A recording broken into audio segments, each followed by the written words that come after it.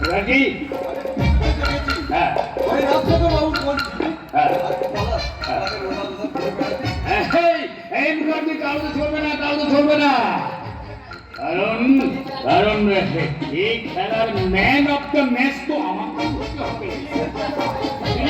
পলাশ নয়, ওকে বিয়ে করবো আমি। মুখার্জি না, ওকে বিয়ে করবে আমার ভাই গন্ডগোল। মুখে বলা কথাটা সহজ, কাজে কথাটা সহজ। আজ সোজা কথা বললেন ওই ম্যানেজমেন্টটা হতে পারবেন না। আর এমনিতেই তো জঙ্গলের কাঠ পাচার কেসে আপনাকে বড়বাবু অভিযান সরকার সন্দেহ করছে। অভিযান করতে দাও। জানো এই ভারতবর্ষের পুলিশেরা শুধু ওই সন্দেহ করে, শনাক্ত করতে পারে না। কিন্তু হ্যাঁ স্যার, ওই অভিজ্ঞান সরকার প্রচন্ড সচ্চরিত্রের মানুষ এবং যাদের পুলিশ অফিসার। সৎ চরিত্র, মুখার্জি, সৎ চরিত্র মানে টাইট ক্যারেক্টার। মুখার্জি, ওই টাইট ক্যারেক্টারটাকে লুজ করে দিতে কিন্তু আমার বেশি সময় লাগে না। তবে সত্যি কথা বলতে কি মুখার্জি, তুমি না একবার এক্সেলেন্ট। এই যেভাবে তুমি অভিনয় করে যাচ্ছ না, সেই সারা অফিসারের বাবার ক্ষমতা নেই তোমাকে ধরে ফেলে। ধরেই ফেলেছে বিমা জঙ্গল থেকে বেইলি কাঠ পাচার করতে গিয়ে আমার ওই রোল ড্রাইভার মঙ্গল সিং বড়বাবু অভিযান স্যারের হাতে ধরা পড়েছে। আমি বলছি স্যার, এই ভীমা তুই কি বলতে চাইছিস? হ্যাঁ, আমি ঠিক বলেছি স্যার। এখন মানে তো এই যে মঙ্গল সিং ওই সব কথা বলে দেয়, তাহলে সর্বনাশ হয়ে যাবে। আর আমি সামনে থাকবো, আমাকেই ধরে নিয়ে গেছো। এই তাই কোনো রকমে ওই খেয়া পার হয়ে চলে এসো।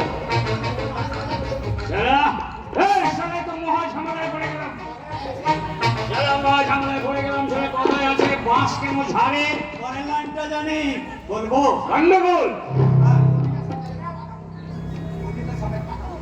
এই অভিজ্ঞান সরকারের পাখা গজিয়েছে, ওই শয়তানের পাখা দুটো কেটে দিতে হবে। মুখার্জি, হ্যাঁ স্যার বলুন।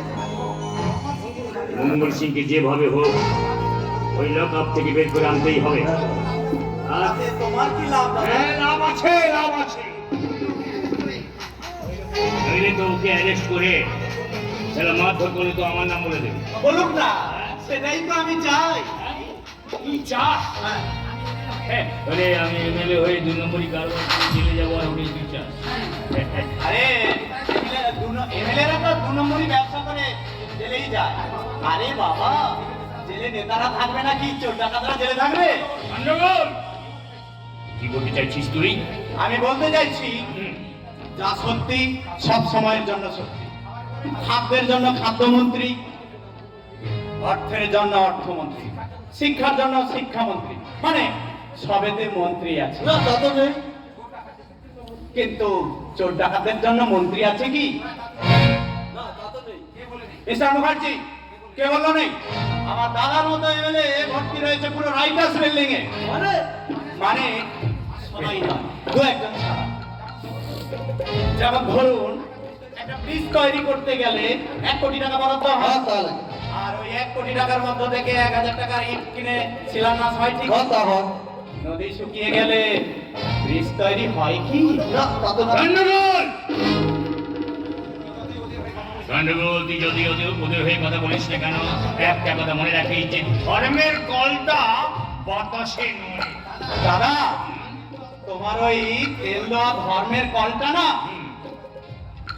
তাহলে যদি একবার দেখতে পেতাম, যখন তখন নড়াটা ওকে আমি বন্ধ করে দিতাম।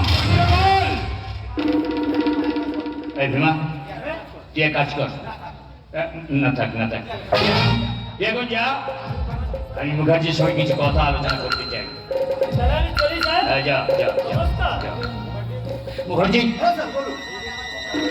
তোমাকে আমার এই সময় খুব প্রয়োজন। আবার শেষ হইলে আবার 20,000 টাকা আছে, 20,000। শেষ হইলে হ্যাঁ? হঠাৎ এত টাকা দিচ্ছেন? না মা কাটে আরে আনন্দ, হবে মুখার্জি। বাবা এটা শেষ হইলে যাবে এখন মাছ ধরতে গেলে যেমন টোপের প্রয়োজন হয়, এখন এই অভিজ্ঞান সরকারের জন্য আমি একটা টোপের ব্যবস্থা করেছি। আর টোপটা কি জানো?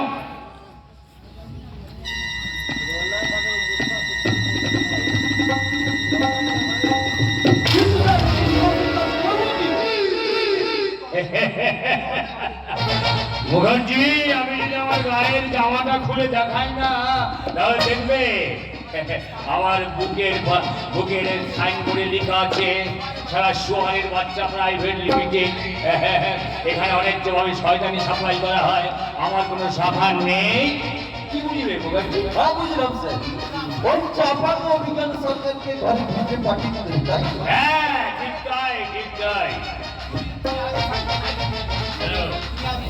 শোনো মুখার্জি, তুমি আজ ইচ্ছাকৃত ভাবে নাইট ডিউটি নেবে। তারপর বড়বাবু যখন ঘুমোবে তখন কলঙ্ক আর অভিযোগ জমা হবে ওই অভিজ্ঞান সরকারের মানবতার মানি ব্যাগে। ঠিক আছে স্যার, তাহলে আমি এখন আসি, তবে দেখবেন আমি যেন ফেসে না যাই। কেউ ফাঁসবে না মুখার্জি, কেউ ফাঁসবে না, সারা ফাঁসবে ওই অভিজ্ঞান সরকার। আমি তোমাকে কিছুতেই এত বড় অন্যায় করতে দেব না। আমাকে দেখে তুমি চমকে উঠলে মনে হচ্ছে। ছি ছি ছি, আমি ভাবতে পারিনি যে তুমি এত নীচ। কাজল, আমি আড়ালে দাঁড়িয়ে তোমাদের সব কথা শুনে ফেলেছি। তোমাকে আমি এত নোংরা কাজ কিছুতেই করতে দেব না, কিছুতেই না। নোংরা কাজ?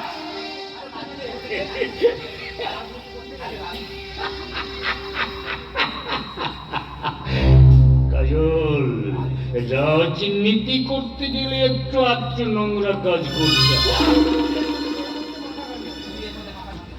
দেখো কাজল, তুমি এর মধ্যে মাথা ঘামিও না। তুমি যেমন সংসার নিয়ে আছো তেমনি সংসার নিয়ে থাকো। আর একটা কথা, তুমি আড়াল থেকে লুকিয়ে লুকিয়ে আমার এই গোপন কথাগুলো শুনে কিন্তু খুব অন্যায় করেছো। এতদিন যেন এই অন্যায় কাজটা তুমি কখনো না, অন্যায় ভোগ জানাচ্ছি, সে অন্যায় করবার আগে না 5 বার ভাববে। ভুলে যাওয়া এত সহজ নয়। রক্ষক যেদিন ভক্ত হয় সেদিন দক্ষকে না ভয় পেয়ে পালিয়ে যাবে। কিন্তু এতদিন পর তোমার এই আসল চেহারাটা জানবার পরে না ভয় নয়, তোমাকে আমার স্বামী হিসেবে ভাবতে না আমার ঘেন্না করছে।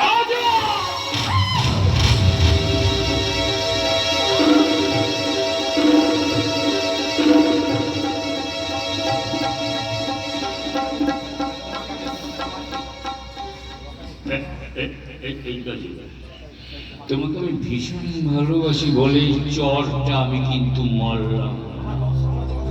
এই কাজল, তুমি আমার বংশ সম্পর্কে কতটুকু জানো? আমার বাবা ছিলেন স্কুল শিক্ষক। আমার কাকা যে খুঁড়িয়ে চলতো না, সে কোনো মেয়ে সাপ্লাই করতে গিয়ে কিংবা ড্রাগ পাচার করতে গিয়ে পুলিশের গুলি খায়নি। খাদ্য আন্দোলনের সময় ওই মিছিলের প্রথম সারিতে ইংরেজের গুলিতে আমার কাকার পাটা চলে গিয়েছিল। আমার বাবা কাকার আদর্শে আমি বিএ পাস করলাম জানো কাজল। আই এম এডুকেটেড পারসন জানো কাজল। আমার মা মারা যাওয়ার পর বাবা কাকার সংসারে তখন কোনো উপার্জন ছিল না, দুবেলা দুমুঠো খেতে পেতাম না। দারিদ্রতা আমার কাকাকে কেড়ে নিল। কাকা মারা যাওয়ার কিছুদিন পর আমার বাবা মারা গেলেন। তুমি বিশ্বাস করো কাজল, তুমি বিশ্বাস করো, আমার বাবার দেহ সৎকারের জন্য আমার হাতে একটাও পয়সা ছিল না। আমার বাবার শিক্ষায় শিক্ষিত হয়ে ওইসব উঁচু তলাতে যেসব মানুষগুলো বসে আছে না, আমি তাদের কাছে হাত পেতে ভিক্ষে চেয়েছিলাম, বলেছিলাম আপনাদের মাস্টার মশাই আমার বাবা মারা গেছে, দয়া করে আমার বাবার দেহ সৎকারের জন্য আপনারা কিছু টাকা আমাকে সাহায্য করুন, যাতে আমি আমার বাবার দেহটা সৎকার করতে পারি। তারা কি বলেছিল জানো কাজল? কি বলেছিল জানো? বলেছিল খুচরো পয়সা নেই, পরে এসো। সারা আমার বাবার মৃতদেহটা পচে গলে যাবে, আর আমি ওদের কাছ থেকে খুচরো পয়সা নিয়ে এসে আমার বাবার দেহ সৎকার করব। সেদিন থেকে এই সারা লালমোহন পাল জেগে উঠেছিল ওই সব উঁচু তলার মানুষদের মাথায় হাত বুলিয়ে, ওদের গায়ে তেল লাগিয়ে সারা ভোটে জিতে এই সমাজ থেকে হাজার হাজার টাকা কামাই করতে শিখেছিল।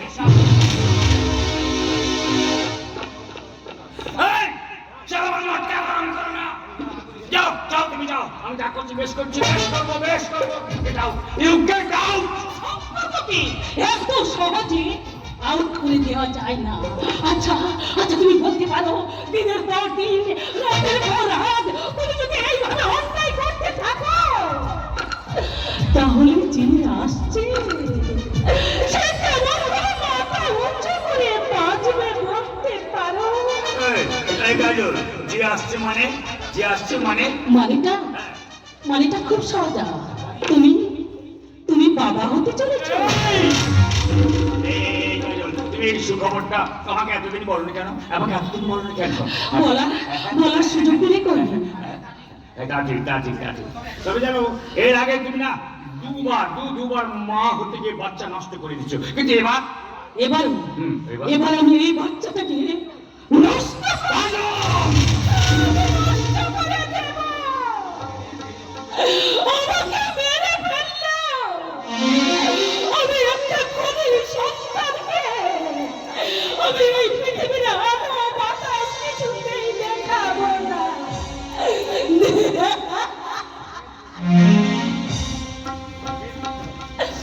আচ্ছা, আমার কি দোষ তুমি বলতে পারো? আমি তো তোমাকে ভালোবেসে বিয়ে করেছিলাম গো। তাহলে কেন আমার এই জীবনটাকে তুমি আজ মরুভূমি করে দিলে?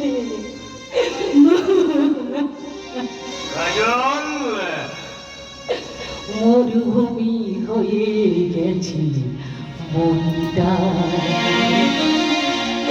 কাঁটা হয়ে গেছি সব ভুল রে। এত জল ঝরে গেছে তাই তো দু চোখে বুঝি আজ জল নাই। মরুভূমি হয়ে গেছে মনটা, কাঁটা হয়ে গেছে সব ভুল রে। এত জল ঝরে গেছে তাই তো দু চোখে বুঝি আজ জল নাই। মরুভূমি হয়ে গেছে মনটা।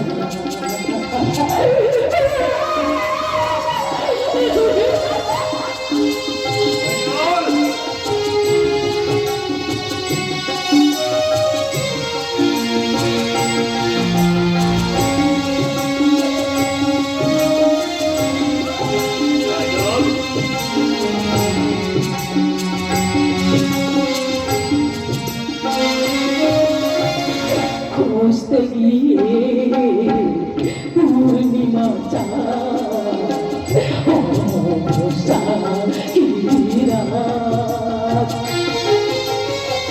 খুঁজতে গিয়ে পূর্ণিমা চা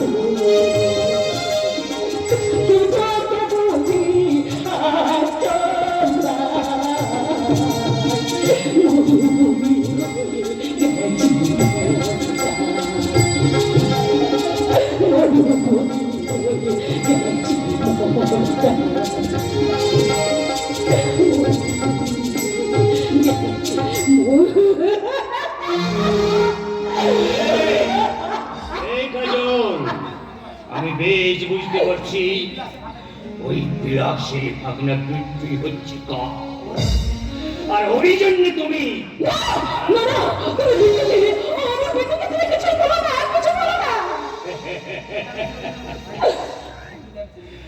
বিট্টুকে না, জানো কাজল, এই বিট্টুকে আমি চিরদিনের মতো পৃথিবী থেকে সরিয়ে দেব। আমি ঠিক বলছি। আচ্ছা কাজল, এই কাজল, তুমি বাঘের শিকার ধরা কখনো দেখেছো? দেখোনি না? দেখোনি।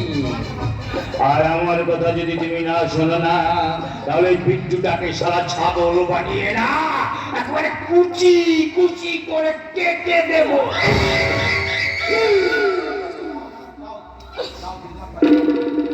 যাও যাও, তুমি তোমার ঘরে যাও, আর জেনে যাও, আজ থেকে আমার আর আচ্ছা তোমাকে কেউ বাড়ির বাইরে বের হতে দেবে না। তার মানে তুমি আমার ঘরে আমাকে বন্দি করে রাখবে? তাই তাও তোমাকে ছেড়ে দিলে তুমি তো সারা আমারই শিল লড়াতে, আমারই দাঁতের গোড়াটা ভাঙবে। তাহলে তুমিও শুনে দেখো, আমাকে না ছাড়লেও তোমার ওই কেসটা একদিন না একদিন ভাঙবেই।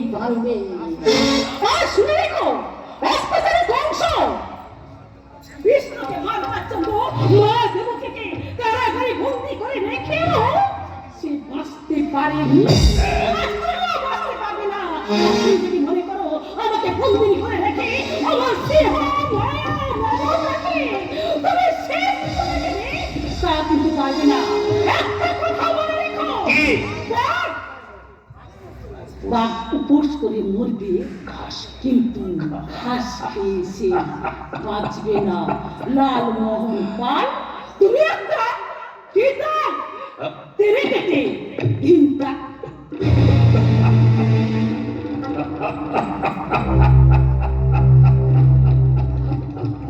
আমার এই দিনটা আমাকে শুনিয়ে গেল।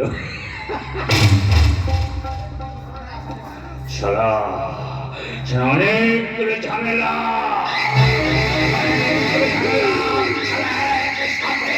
আমার মাথায় বাসা বাঁধছে।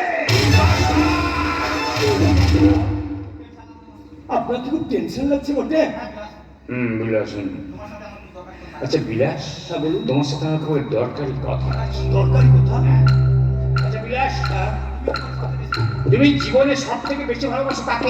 বিট্টুকে আমার জান বটে। আমার সব সুখ তো বেশি পেলে স্যার। আমি জানতাম তুমি ওই কথাই বলবে। শোনো বিলাস, আচ্ছা বিলাস, তুমি আমার কাছে কাজ করছো অনেকদিন। হ্যাঁ স্যার। টাকা পয়সা যখন যা চেয়েছো আমি তোমাকে তাই দিয়েছি। হ্যাঁ স্যার। আরো দেবো। হ্যাঁ আরো দেবো। কিন্তু আচ্ছা বিলাস, আমি যদি তোমার বুক থেকে না তোমার এই হৃদপিণ্ডটাকে কেটে নিই, তাহলে কি তোমার শ্বাস প্রশ্বাস চলবে? চলবে না। তখন তুমি একটা জড় পদার্থে পরিণত হবে। তোমার দেহ, মন, আশা, আকাঙ্ক্ষা সব জড় পদার্থ। আপনি কি বলছেন স্যার? ঠিকই বলছি বিলাস, এই পৃথিবীতে না বড় স্বার্থপর। জানো বিলাস, তাই আমিও আমার নিজের স্বার্থ ছাড়া এক পাও হাঁটি না। আর আমার স্বার্থে যদি কেউ আঘাত হানতে চায়, তাহলে আমিও তাকে তার ডেথ সার্টিফিকেটটা দিয়ে দেবো। তুমি জানো না বিলাস, আমি আমার কাজলকে কতখানি ভালোবাসি। তুমি যেমন তোমার ভাগ্না ওই বিট্টুকে ভালোবাসো, তেমনি আমি আমার স্ত্রী কাজলকে না খুব ভালোবাসি। বিট্টুর ক্ষতি তুমি যেমন চাও না, আমিও তেমনি আমার কাজলের ক্ষতি হোক, এটা আমি চাই না। আর তাছাড়া তোমার বিট্টু যদি এ বাড়িতে আসে, আমার কাজলের খুব ক্ষতি হয়ে যাবে। বিট্টুর জন্য কাজল দিদি মনে ক্ষতি হবে? আপনি জানেন নাই স্যার, ও বিট্টুকে কাজল দিদিমণি কত ভালোবাসে। তাই তো, এটাই তো আমার সব থেকে বেশি চিন্তা। শোন বিলাস, ওই বিদ্যুটাকে যেন আর কোনোদিন আমার এই বাড়িতে না দেখি। হ্যাঁ হ্যাঁ, বিদ্যুৎ এ বাড়িতে আমার কাজলের ক্ষতি হয়ে যাবে। আর এই কাজল না আমাকে বিদ্যুতের অধিকার থেকে বঞ্চিত করবে। আমার অবাধ্য হয়ে যদি কোনোদিন বিদ্যুৎ এ বাড়িতে আসে, তাহলে বিদ্যুৎকে কিন্তু আমি ছাড়বো না।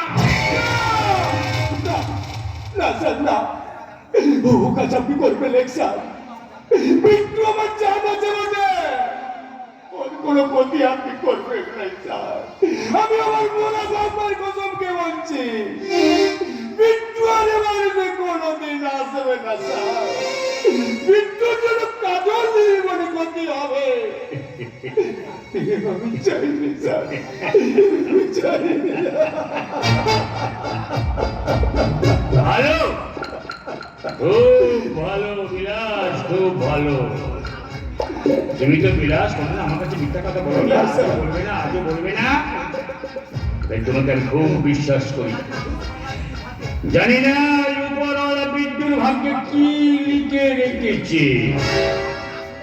দেখো দেখো বিলাস, আমার কথা না শুনলে আমি কিন্তু ওই বিদ্যুৎ ডেথ সার্টিফিকেট লিখে দেব।